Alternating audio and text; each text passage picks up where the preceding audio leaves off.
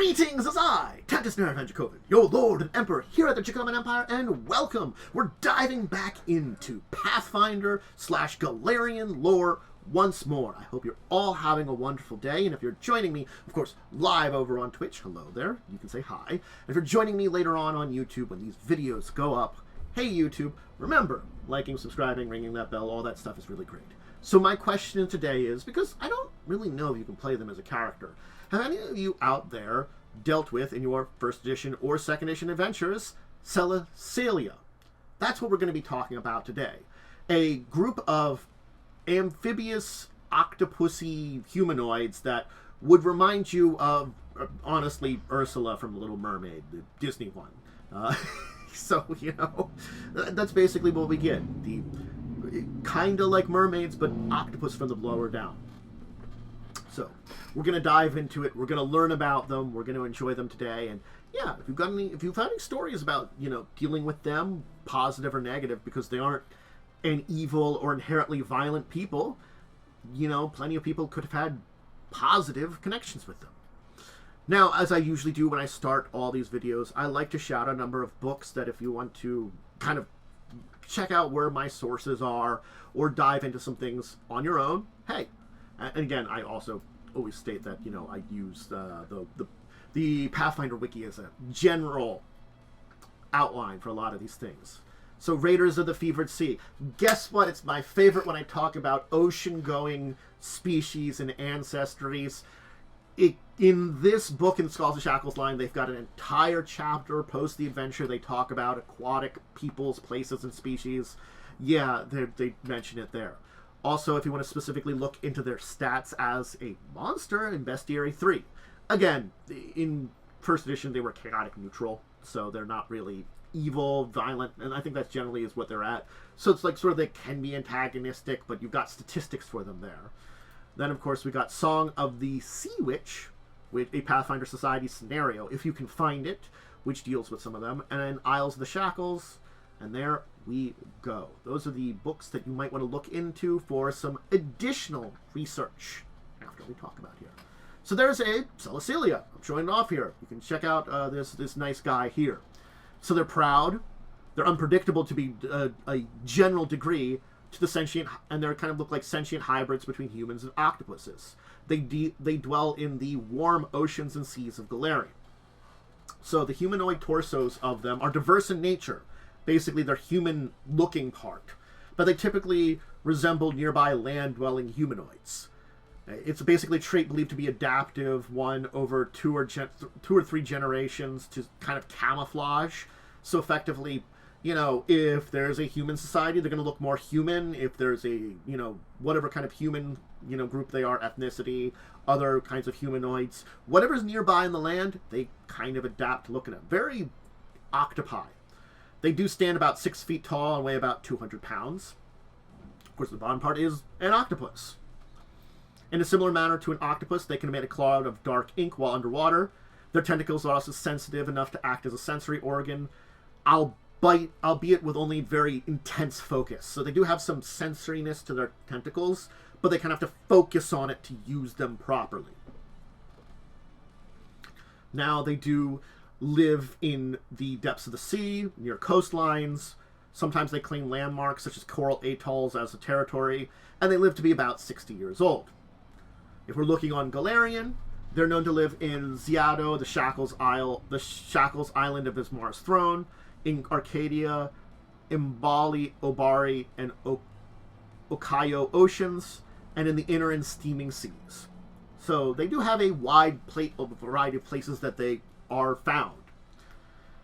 Now, as for their history, well, we don't have a lot of evidence for the claims that they believe. Cecaelians themselves tell stories of their race ruling a nautical empire spanning the Emerald Ocean's depths, with an underwater city named Shaiwu at its center. They also claim that their current nomadic state is one of their own choosing, having grown bored with ruling the seas. So, yeah, we see that there's not really a lot of deep story as to where they came from. Again, the adaptability of their species to resemble the land-dwelling humanoids nearby means that maybe originally, as a humanoid, they looked a lot different. Hard to really say. Or where they necessarily came from. This is information that we don't really have a lot of. There's a nice Cecaelian woman. So they live in roaming bands and tribes, often as coastal and reef hunters or scavengers who trade with land dwellers. Others live as pirates or mercenaries. Some groups are led by a chieftain, who their volatile nature means such leadership is sometimes short-lived. Most do not wear clothing or armor, that they often carry backpacks made of woven seaweed, and those who do wear armor prefer lightweight, flexible equipment. They domesticate rays to use as underwater pack animals. So, let's talk about how they deal with land dwellers. Trade is important to them. They're curious of their surroundings, but wary of strangers. So effectively, want to know about what's going on, but strangers, can give them a second thought, people that might know about them. They are willing to trade seafood and treasures they find underwater goods, for goods not easily found underwater, basically. So, if you want to make a deal with the Cecaelian people, you probably can. They're going to be a little wary of you. It might take you a little while to warm up to you. But as long as you're generally, good person, give them a good deal, you can probably get some stuff from the seafloor that they don't need and some pretty decent seafood. To land dwellers, though, there comes the issue. Cecaelians often seem short-tempered because they are quickly dismiss many types of diplomacy as plots to deceive them. They don't understand a lot of the levels of deep diplomacy and things like that. So a land dweller will often consider them to be hyperbolic exaggerators, prone to lies and bravado, if sometimes endearingly so. So it's kind of like the way that their personalities work often phrased with a lot of the ways that personalities of your general land-going societies do. And it means that not necessarily like combat, but there can be tensions and it can be difficult to negotiate with them. It's not so easy, and trust is not easily given too, as you can see in this one. Now, when it comes to ocean dwellers, well, Cecaelians count Athamarus, once the humanoids that were formerly called Locholiths, as some of their very close allies. But they also hate krakens despite their similar physiology, and consider krakens' squid-like bodies inferior and ugly compared to their octopus forms. They view Azarketi as competitors and pillagers, and count devilfish, grindylows, and iku torsos as their enemies. But yeah, that's it for Cecaelia. It wasn't a huge thing to talk about them. It's an unfortunate thing that they are such a standoffish race, and an interesting one too. And they are technically amphibious. So that's a thing to keep in mind. Is it like the amphibious nature of things like the Azarketi or the merfolk? Well, I can kind of say yes and no. Certainly you can play one. In first edition you can play one. They don't have rules for it in second edition. And yeah. And they are just naturally amphibious. They don't have requirements for water like they did, at least in first edition. We don't have some of the things in second edition. And just noting there were 23-point racial point, 23-point species to play. They were monstrous. So that means that you'd have to play with very high points to play a Cecaelia in first edition. But it was an option. It did exist. It was introduced in a book.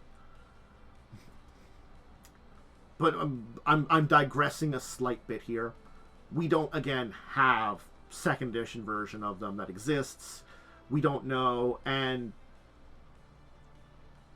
their nomadic nature is an important part of them. They're wanderers at heart. So certainly, in first edition, it made sense that you could have adventure versions of them. But we just don't see large settlements. We don't see anything more than large groups. Oftentimes, we know that they, band together to watch after the young until they're 5, and they don't need protection anymore. They decorate their bodies with using inks of other cephalopods with tattoos of various other things. Also some sea plants, tropical fish. And yeah, we can see that they have this kind of pride of their ancient empire, which, was it true? Who knows? There was a few more details I missed out on there. I added in there. If you missed that, more details about them. Little things like that. But again, like, because we were only introduced to them as a playable character in one spot, and we've really only seen them as maybe theoretical either antagonists or possible, like, group that you have to negotiate with, it does become more difficult to talk about them a lot. And they are a people that aren't trusting. They might have some numbers, but they aren't large groups. They don't build major societies. They have small, like, kind of maybe small tribal groups at most. Things like that protect young, just wander about. There's a lot about them that make them very interesting, but also makes it very, like, there isn't a lot of information to talk about them with, unfortunately. But anyway, I can digress into a bunch of this as I kind of mumble on, and I won't. I'm going to say thank you for joining me for now, and I hope you enjoyed learning about them. If you want to see more Pathfinder or tabletop-related stuff, if you're going to catch me live, not on YouTube, it's Tuesdays, Thursdays, Fridays, Saturdays, a backup day if I miss any of those other days. If you want to see my tabletop discussion show, Discussing Tabletop, that's Saturdays at 6 p.m. Talk about tabletop news of the week, deeper discussion topics. And I do have a live play of Pathfinder 1st Edition every Wednesday at 9 p.m., The Crimson Queen. I also do some other gaming stuff over on Twitch, but all the tabletop stuff ends up on YouTube. So if you want to check me out there, go ahead. I have social media that's linked in the descriptions of the videos or down below on Twitch, Discord, Twitter.com, all those kind of things. Thank you for joining me today. I hope you enjoyed diving into Cecaelia. They're an interesting group. I would hope that we get a deeper dive into them at some point in time. Again, it's kind of difficult to say whether or not we're going to see more, and especially if we're going to see them playable in 2nd edition. Maybe. There's a lot of, like, weird and unusual species that were playable in 1st edition we haven't seen transition over. I would hope we'll see more. Who knows? You know, some of them are probably easier to translate to 2nd edition than others. This might be one that's a little difficult. They are technically amphibious, can technically go out on land, but they're probably not. They're like a merfolk on land. You can technically play a merfolk character, but it can be played kind of for jokes. I played one.